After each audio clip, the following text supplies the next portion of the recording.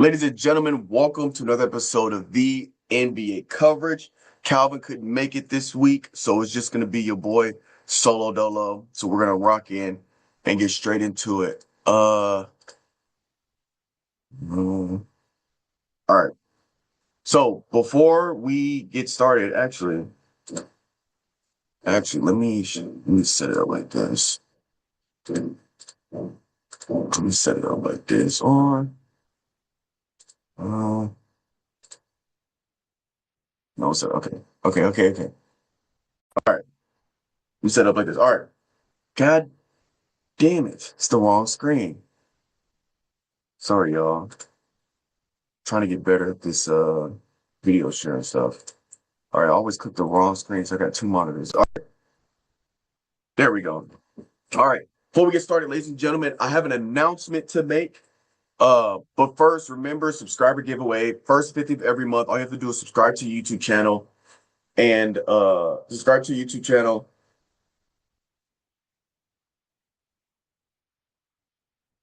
Uh, there we go. All right, all you gotta do is subscribe to the YouTube channel and leave a comment on any video for your chance to win $50 on the first 15th of every month. Also, we got a big giveaway coming up. We just posted or went live on episode 240 of Guardians of 615. Guardians of the 615, right? So for episode 250, we're going to be giving away $250 to a random subscriber. The same entry as normal.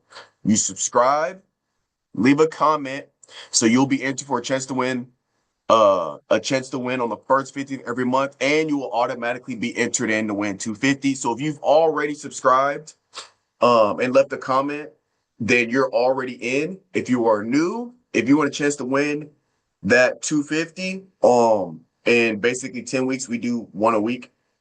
So basically 10 weeks, you want a chance to win that bad boy, leave a comment. And if yes, we'll have more details on the next episode of Guard 615. But you guys are hearing it right now for the first time. We're doing a $250 giveaway on episode 250 of Guardians of 615. All right. So definitely got to tap into that. Also, we want to support the pod, theivfitness.com. We have, get out the way. We have the spring break challenge right here, spring break special. It's going to be up for the remainder of March. And so make sure you guys get on that 30-day challenge. It's free. I don't know if you can see the price right there. It's free. So make sure it's free. So just make sure you just click it. You'll download it. And it's a free Excel file, easy to follow. We got all kind of things here, different like workout programs here. If you something specific, fill this bad boy out right here for your chance to for me, send it in, details what you're looking for, and I can help you with that. Also, right here, supplements, guys, protein powders, vegan protein powders. We got stuff for your bones, stuff for your cognitive and mood. We got heart circulation, all immune system, all that good stuff. Check it out at finalformsubs.com. All right, let's get straight into it. Okay, we'll get straight into it. Let me go like that. So, actually, I like seeing myself in a non-weird way. So, we're going to get straight into the standings. We have about 10 games left in the season, all right? So, there's about 72 right here. Everybody's right around that 72-ish mark. So, we got about 10 games left in the season, all right? So, this is the stretch. This is the home stretch right here. So, in the East, we got Pistons at 1, Celtics at 2, Knicks at 3, Cavs at 4, Hawks at 5, Raptors at 6, 76ers at 7, Miami Heat at 8, Hornets at 9, Magic at 10, Bucks at 11, Bulls at 12, Wizards at 13, Nets at 14, and Pacers are at 15. Okay? In the West, we got OKC at 1, Spurs at 2, Lakers at 3, Nuggets are at 4, Timberwolves at 5, Rockets at 6, Suns at 7, Clippers at 8, Trailblazers at 9, Warriors at 10, Pelicans at 11, Grizzlies at 12, Mavericks at 13, Jazz at 14, and the Kings at 15. All right. So right here, everybody has clinched. So Warriors and up, everybody has clinched at least a play-in spot, right? So the Pelicans are so far behind, as you can see, even if they win 10 straight, and the Warriors would have to lose 10 straight. And even if the Pelicans won 10 straight and the Warriors lost 10 straight, they'd be tied. Warriors have the tiebreaker over the Pelicans. So everybody 10 through 1 is officially in the play-in conversation. Also for the East, let's see how the East is 7 up is guaranteed in Miami, Hornets, Magic. It's still close enough to where Bucks can potentially put somebody out. Bulls can potentially put somebody else. So nobody has been officially eliminated. But the Pacers, there's probably no shot of them getting to that 10 spot, if we're being completely honest. But um actually I think Pacers might be technically eliminated. But anyway, that's not the point. These teams are still in play. 8 through 12 are still in play. Wizards, they're 35 games, 35, 36. And then there's 23. Gap's way too big here. But 12 through 8 are still in play, depending on how these last 10 games go. So we'll keep our eyes on that. All right. And then we have the statistical leaders. Again, I have a slightly different list, but I'll just pull this up for visuals. All right, points per game. Luka Doncic is at 3.6, 33.6. 3.6 would be terrible. 33.6 rebounds per game. Nikola Jokic at 12.8. Assists per game. Nikola Jokic at 10.8. Kills per game. Tyrese Maxey at 2. He's steals per game. It's a tie between Tyrese Maxey, Casey Wallace, Kawhi Leonard, and Asura Thompson, all at 2. Blocks per game, Victor Wembanyama at 3.1. Field goal percentage, Rudy Gobert at 69.3%. Three-point percentage, Luke Kennard at 48.4%. Cam Spencer for free throw percentage at 93.8. Minutes per game, Tyrese Maxey at 38.3. Turnovers per game, Luka Doncic at 4. And then three-pointers made, Stephen Curry. All right, let's go over some team rankings. So we got top 5 offenses. We got Denver Nuggets, Miami, top 5 offense in terms of points is what I'll say. I know last time I looked up the offensive ratings. I kind of want to keep them. I got to remember to keep pulling those up. But anyway, top 5 offenses in terms of points per game scored: Denver Nuggets, Miami Heat, San Antonio Spurs, Cleveland Cavaliers, Oklahoma City Thunder. Top 5 defenses in terms of points given up: Boston Celtics, OKC, Detroit Pistons, Rockets, and the Knicks. Field goal percentage, top 5 field goal percentage shooting teams. We got the Lakers, Nuggets, Clippers, Timberwolves, and OKC. Top 5 rebounding teams: Rockets, Spurs, Heat, Celtics, Knicks. Point differential: OKC, Spurs, Detroit, Boston, Knicks. And top 5 blocking teams: Pistons, Rockets, 76ers, Wizards, and the Timberwolves. All right. So now MVP odds, the MVP ladder. Again, Nikola Jokic still sitting at the top. He can only miss one more game. So it's looking like he might finish with hitting the 65 game mark. Okay, I think if he misses one more game, he'll officially be ineligible. But as of right now, it looks like he's fine. 10 games left. So we got Nikola Jokic at 59.2%. Yeah, because he was 58. So it looks like he might get it. SGA 30.6%, and then Luka Doncic at 4.2, Victor Wembanyama at 1.8 in the MVP ladder. So top 5 weekly leaders. All right, we got Luka Doncic. For the past 7 days, he's averaged 42 points, 6 assists, 6.3 rebounds, shooting the 3 about 35%. Field goal percentage 47, and that's in 4 games this past week. Joel Embiid, 35, only playing 1 game in the past 7 days, but 35 points, 7 assists, 6 rebounds. Shot the 3 100%, but only 3 attempts, so he's 3 for 3 for that 1 game. But still, it's pretty solid. 1 game in 28 minutes. Donovan Mitchell, 32.3 points per game. 3.3 assists, 5 rebounds, almost 95% from the free throw line, 41, almost 42% from the 3-point line. Again, only took 8 shots, so 3.3 on average, he made 3 points on 8 attempts. And that's in 3 games. All right. And then at 4, we got Jamal Murray, 31.8 points per game, 5.8 assists, 3.5 rebounds, 95% from the free throw line, 47% from the three. Again, 9.5 attempts per game. He's making about almost half, 4.5. So right around half. And that's in 4 games for different Nuggets. And at the 5th spot, we have SGA at 31.7 points, 6.7 assists, 3.3 rebounds, 78.3% from the free throw line, 50% from the three-point line. Again, only shooting about 3.3 per game, and so 1.7 on the make. So he's not putting up a high volume amount of three-pointers like Luka Doncic. I mean, he's averaging almost 14 three-pointers per game. But still good percentage and efficiency. And then you can look at his field goal percentage, 69%. So just efficiency in the field goal, getting to the cup. You can say what you want about free throws. His free throw attempts actually aren't crazy these past 7 days, 7.7.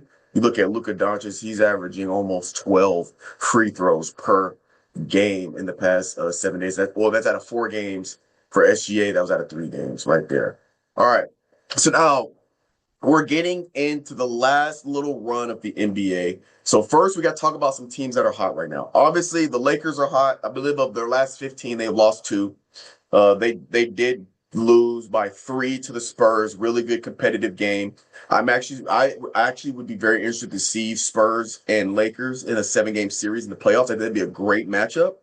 But it was a good competitive game. Spurs get the dub there. But Lakers, they've been one of the hottest teams for pretty much a month and a half, only losing 2 of their last 15-ish.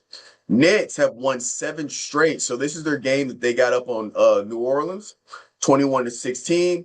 Jalen Brunson, 32.7 assists, 2 out of 4 from the shooting efficiently, 11 of 19 from the field.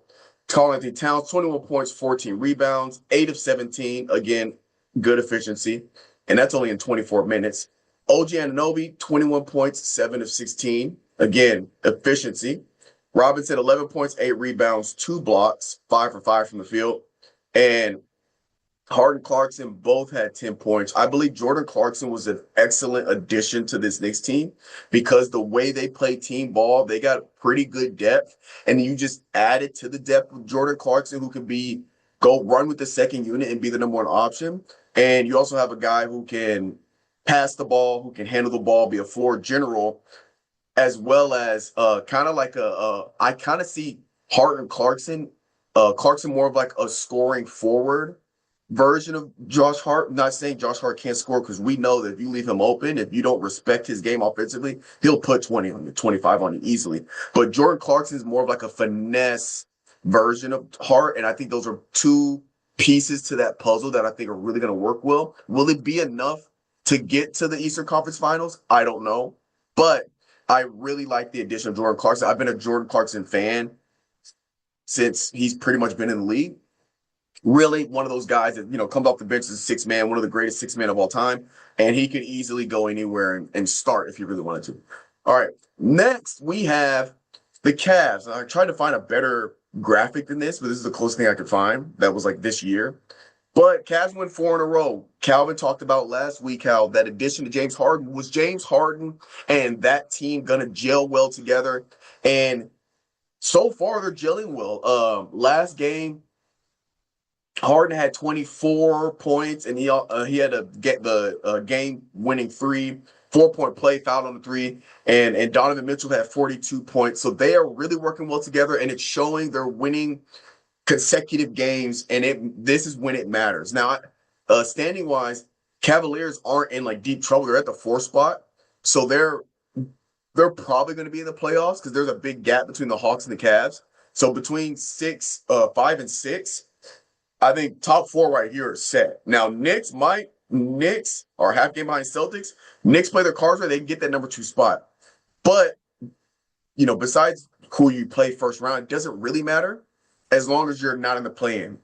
At this point in the NBA, it's all about just not being in the play-in, so you have time to rest while the play-in is going on, and you don't have to fight for a spot that you've earned during the regular season, because I don't like the idea of the play-in tournament. I like the idea of it during COVID when the season was shut down and it was an opportunity to give teams the opportunity to fight for that spot because they stopped playing games. So there are teams that could have made the playoffs that didn't because they just didn't play games. That made sense then. Now keeping it in, it makes no sense. If you play 82 games and you are the seventh seed after 82 games, you earned the seventh seed. You shouldn't have to fight for that seed. Anyway, I digress.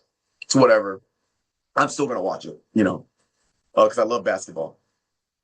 But Cavs, they're fine. But it is good you want to start playing your best ball going into the playoffs. And so that's what the Cavs are doing here as well. Charlotte's in an interesting position because Charlotte is at the bottom. Charlotte is right. Oh, did not mean to do that. Charlotte is right here at the 9 spot. Okay. They're tied with the Magic. Now, I believe, even though these teams here, with the Bucks and the Bulls, statistically, they have a chance to still make the play-in. They'd have to win 10 straight, and for one of these teams, if they win 10 straight, one of these teams have to lose 10 straight, which I don't see happening. It's possible, but it's probably not going to happen. So they're statistically still in there. But if we're being realistic, the Magic, Hornets, and the Heat and the 76ers, no, I'll say the Magic and Hornets are in the play-in. They're in the play-in. Now, Miami has a chance. They're a game behind 76ers. They play their cards right. They could slide up here. And then at the 7th spot, they're a half game behind the Raptors. So it's going to come down to the Raptors. If the Raptors slide last 10 games, 76ers can move up and Miami could move up. I don't see the Hornets making a 2-game run because the Raptors, they do play good basketball. So I don't see the Raptors sliding much if they're going to slide. I'd have to look at their schedule. But Miami has a chance, and the 76ers have a chance. One of these two teams have a chance, more likely the 76ers, obviously, because they're just a half game behind.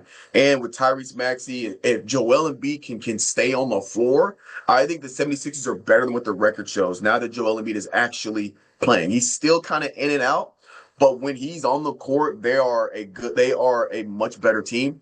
I could see 76ers getting up there, maybe getting 11 and a half games behind and be tied with the Hawks, right? So could be some sliding here, but I don't believe Bucks or Bulls are going to make it into the play-in, right? So we're talking, this is right here is where the Hornets are kind of at. And if I'm the Hornets, every game counts because you want to be, if you're going to be in the play-in, you want to be at the 7 or 8. Because remember, the way the play-in is structured, actually, we'll get to that down the road because I have a bracket pulled up for that. But Charlotte Hornets, they get the dub over the Sacramento Kings, and they tie the franchise record for 26 three-pointers made in a single game. It was originally set last year, about a year ago, to the month, March 14th of 2025 at San Antonio. They matched that record this was yesterday, I believe, March 25th or 24th. There should be a date on here somewhere. This was posted March 24th at 8:24. March 24th. So this was posted right after the game. So, but LaMelo Ball, 20 points. And I remember 3 of the top 5 3-point shooters in the league are on the Hornets. So this is no surprise to me. You got LaMelo Ball, who's top 5. You got Concanopoulos, top 5, and he also broke the rookie record for 3-pointers. And I believe, oh my gosh, Bryson Miller is also up there. So you got, you really have. I think the Hornets have a lot of potential. If they can figure out how to become more cohesive from a team ball perspective, and if they can get defensively hunker down a little bit defensively, I think Hornets could potentially be how the Spurs were 3 years ago. Young core, still weren't that great, but had some guys with a lot of potential, a lot of ceilings. They obviously need to fill in some pieces, fill in a little more pieces. Malik Monk had 14 assists, career high for the Kings. But I could potentially see that. Now they're missing a lot of pieces. They're not as well put together like the Spurs were 3-4 years ago. Very similar to how OKC was 3-4 years ago. Very young team, had the talent, they got some pieces together. Now they're a young team that's competitive. Same with the team I just said. Who did I say? OKC. Oh, Spurs. A young team that's competitive because they kept the core together and they developed on top of that. Hornets are in that position now. Now, Hornets organization wise is not the San Antonio Spurs. Hornets organization wise is not OKC. Will they handle this correctly? That is a question I don't know if the front office is going to be able to, one, be patient and work on the development of what they have now. But if they play their cards right, they could be another young team, young-ish team, in 3 or 4 years that is competitive. Will that happen? We will have to see. Depends how the organization handles it. But there's really almost no excuse for them to be a competitive team if you have 3 of the top 5 3-point shooters on your team. That's a problem. Now, talking about the Hornets, the reason why the Hornets, they need to try to ride this wave and get squeaking every game, every win they can get, because if you're on the 9 and 10 seed, you have to win 2 to get the spot. The 7 and 8, you have to win 1 out of 2. So the winner of 7 and 8 gets the 7 seed. The loser plays the winner of 9, 10. So at least in the 7 and 8 seed, you get 2 opportunities to get that seed. If you win right off the bat, you get the 7. If you lose, you got one more chance to get the 8th. So for the Hornets, if I'm the Hornets organization, if I'm the coach, we need to win every game possible to squeak up. I'm trying to get at that 8th spot. Again, you're a half game behind Miami. Now, with the half game behind Miami, 76ers are close enough. If they slide, they can end up in the 9th spot. Raptors are close enough because that's 2 games behind. Raptors can slide. So if you're the Hornets, you're not worried about Miami. You're not really worried about 76ers. You're not worried about Raptors. You're worried about winning every game moving forward to put you in a position to potentially end up somewhere in that 7 or 8. Okay? Because if you do that, you get 2 opportunities. So statistically speaking, you increase your odds of going to the playoffs if you're in that 7-8 seed. So as of right now, in the West, we have Warriors facing the Trailblazers right here. Then we have Suns facing the Clippers. Again, winner of the Suns Clippers get the 7 seed. Sorry, this is 7 seed. Winner gets the 7th seed. You're in. Loser gets one more chance. The winner of that gets the 8th seed. 9 and 10, loser goes home. The winner plays the loser of this one. So again, if you're in the 10 or 9, you have to win 2 to get that 8th seed. 10 or 9, you're guaranteed. The best case scenario is the last spot. You have to win 2 for that. So not only you got to face the Warriors or Steph Curry, you either got to face the Clippers with Kawhi Leonard and company, or you got to face Devin Booker and the Phoenix Suns. So it's not an easy road just for that 8th seed. So you want to try to be at 7 or 8 if you're right on the bubble. If you're that 9th seed and you're right there, like a game and a half behind or half a game behind, you want that 7th seed. Now, as of right now, Thunder's at 1. They'll face the winner of the loser bracket, I guess. Then you got Nuggets, Timberwolves, Lakers, Rockets, which I think is a phenomenal matchup. LeBron versus KD. Matchup of the ages. Then the Spurs are going to face the winner of 7-8. In the East, Hornet Magic. Winner goes to the second playing game. 76ers Heat. Winner gets that 7th seed. Loser plays the winner of the Hornets and Magic. Whoever wins that gets the 8th seed. Then Pistons play the 8th seed. Celtics play the 7th seed. You have Cavs, Hawks, Knicks, Raptors. I think the Knicks Raptors would be a really good matchup. Because I think Knicks and Raptors in terms of team basketball are very, very similar, closer.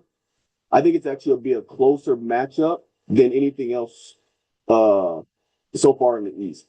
So I think Lakers or Rockets would be a good one. Timberwolves and Nuggets would probably be a good one as well. I don't know with Thunder and 8 will be competitive. I don't think Spurs and 7 seed. Celtics, honestly, I think Celtics and 76ers really between Celtics and 76ers might be a pretty good matchup. It might be better than people think. And then Pistons, if Kate Cunningham is back by playoffs, we'll see. If Kate Cunningham's not back by playoffs, I mean, if I'm the Pistons, I want Hornets or Magic. If I get 76ers as the Pistons, that might be a team I don't necessarily want to see first round. And then Miami's a big question mark, to be honest.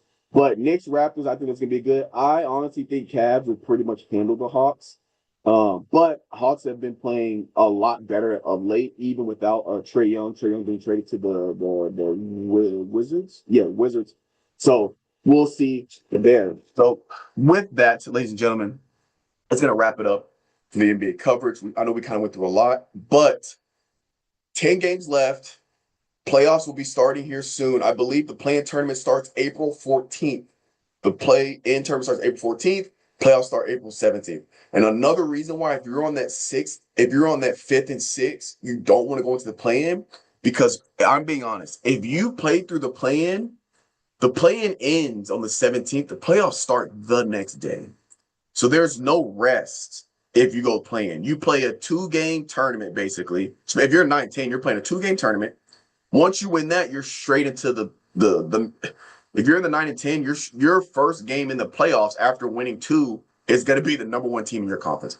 So again, we'll see how these teams slide. It's kind of tight in certain areas in the East and West. And we'll see how that plays out. So last 10 games, it's going to be interesting to see who ends up where in those matchups. So I'm excited. So again, ladies and gentlemen, another episode of the NBA coverage. Now remember, subscriber giveaway, subscribe, leave a comment if you're interested to win $50 on the first 15th of every month, as well as a chance to win $250 on our 250th episode of Garden 615. So that's going to be it, and I will catch you guys next week.